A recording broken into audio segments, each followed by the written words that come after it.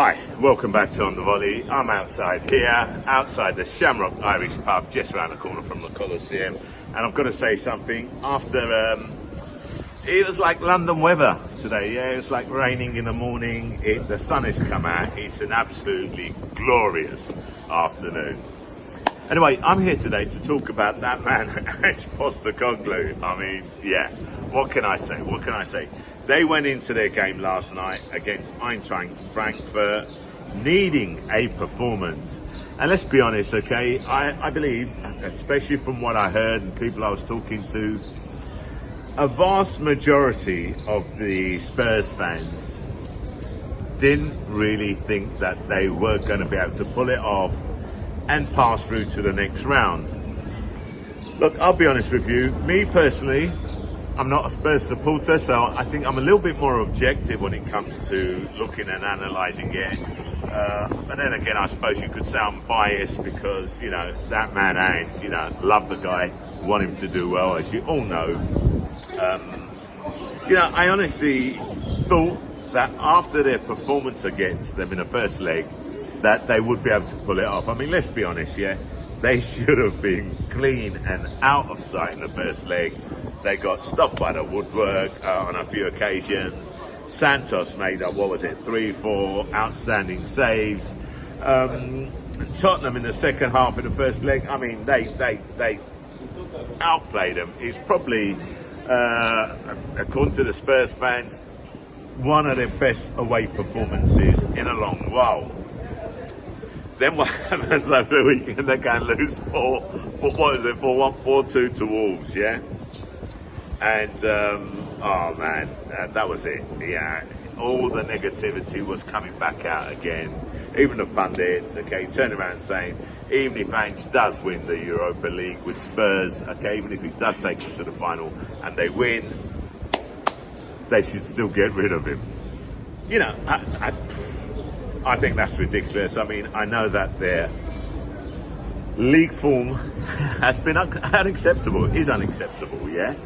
Ange himself, you know, has held his hand up and he has said that, you know, it's not what they wanted, it is not acceptable for them, not acceptable for him.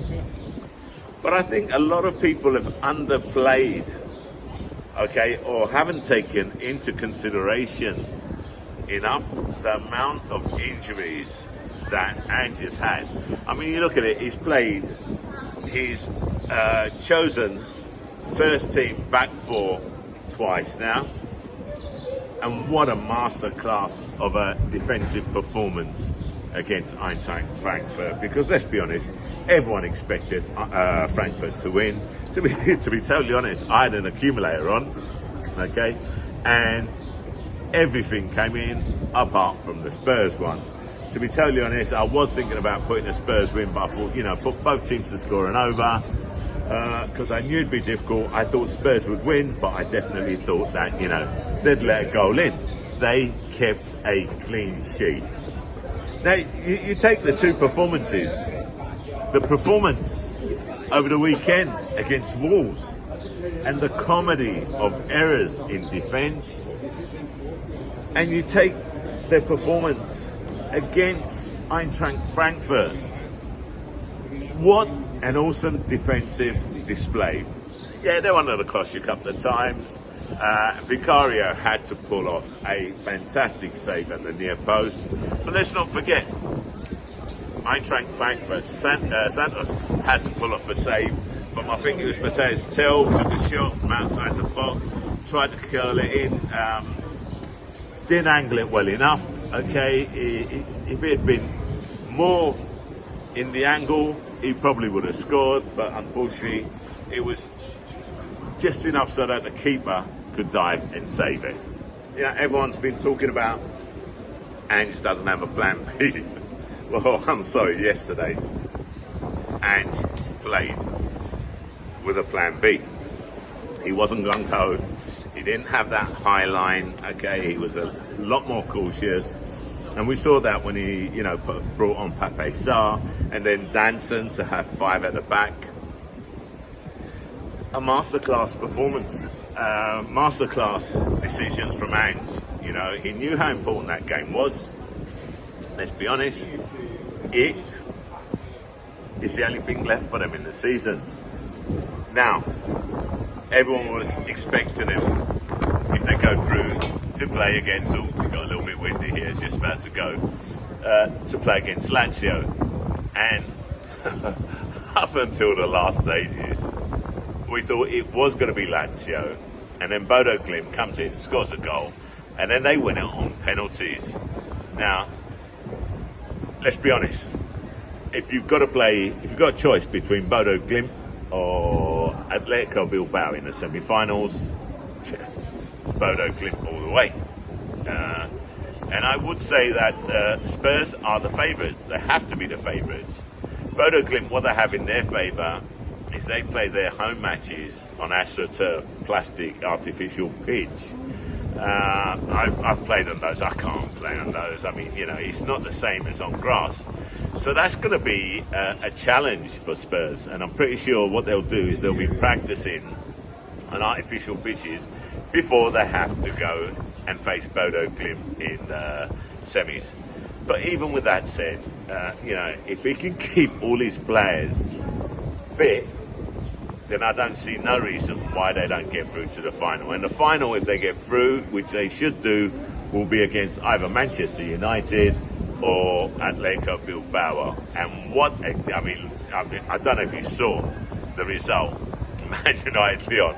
Man U 2-0 up. Okay, game to 2-2. Then they're down 4-2 in extra time. And Manchester United managed to score 2 goals within the last 6 minutes or so. By then, a lot of Manchester United fans had left the stadium because they thought, oh no, fuck this, it's done. So about that, I just had to pause it because I had tourist guy doing his job, and oh man, yeah, alright man, school. Anyway, anyway, that's what I was saying. One of the boys that works at Ange, you know what I mean? So, what was I saying? So I had to pause it because obviously he's doing his job, and his voice is as loud as mine, if not louder. So anyway, so where was I? Because I think I've just lost what point was that? Anyway, listen, Manchester United Spurs final would be absolutely perfect. That's what I'd like to see. But Man United have got a massive game. Okay, it's a difficult game against Atletico Bilbao. Like I said, I think Spurs can overcome Bodo Glimt and get to the final. But, as even the Spurs fans say, are they going to do a Spursy? I don't think so. One of the things that I loved as well, apart from the performance, okay, because I'm really happy for Ange, is how Ange has dealt with the media. The English media, keep going on about how you're dealing with the pressure. If you lose this game, blah blah blah. Ange turned around and just said, "Look, we're not listening to the noise. I have a group of players that are united." And they showed that at the end of the game. And I hope it shuts up all the critics that says that there is dissension in the changing room, that the the players are not playing for the manager, because after going through to the semi-final, the players just all ran to Ange Postecoglou. Okay, they knew how much it meant, and it just shows the respect and love they have for that guy. And I don't blame them, because even the players themselves, they're there week in, week out. They've had to go on that pitch, give it their all, play out of position because of the fact that they had so many injuries. And again, I'm going to repeat, it has to be taken into account, and I think some people just overlook it. Now, for someone, if Ange brings them a trophy, if he actually does go ahead and win the Europa League, that'll be the first trophy in 17 years? Last time was 2008? You've got people saying that they still want Ange out, even if he brings them a trophy. And I'm like, are you serious?